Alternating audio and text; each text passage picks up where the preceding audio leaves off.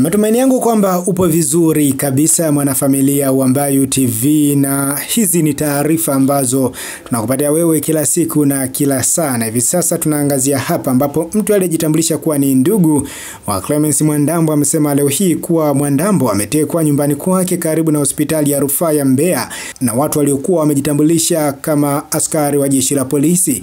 Kwa mujibu wa maelezo hayo, watu hao wakiwa na silaha za moto walimchukua kwa nguvu, wakamtupia kwenye gari na kuondoka naye kumpeleka sehemu isiyojulikana. Ndugu wa Mwandambo wameomba jamii kupaza sauti ili kusaidia kutafuta alipo na kuhakikisha usalama wake.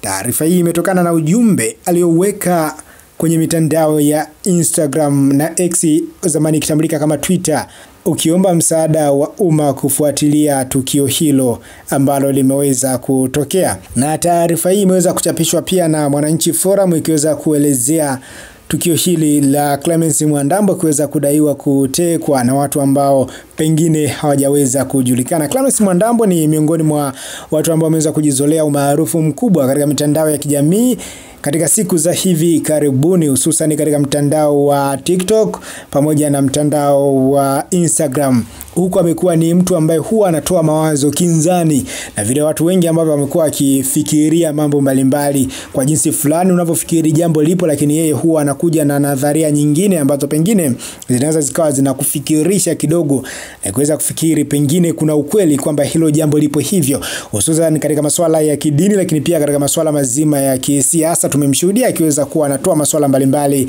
katika mambo ambayo yanahusu siasa, lakini pia katika mambo ambayo yamekuwa yakihusu masuala ya dini. Na katika siku za hivi karibuni amejikita zaidi kuweza kuielezea hali ya nchi ya Tanzania kwa namna ambavyo yeye anaweza kuiona, hususan katika moja ya clip zake akiweza kuzungumzia masuala mazima ya maridhiano, ambapo ndiyo hoja ambayo inazungumzwa nchini Tanzania kwa hivi sasa.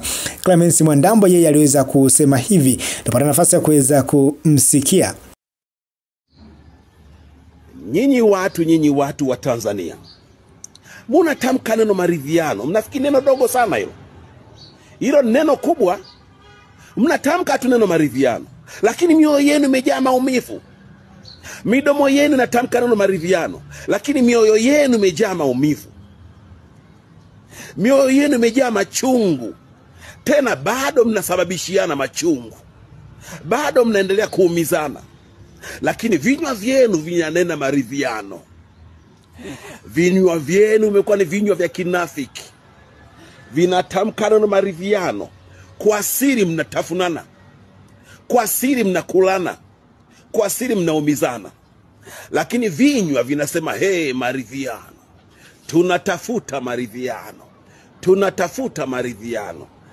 Muwage wa kweli, maana kweli itakuweka huru. Nachoka baba yenu Clemence Mwandambo. Mimi nachoka, maana nyinyi wote ni watoto wangu. Kwa helini nimemaliza.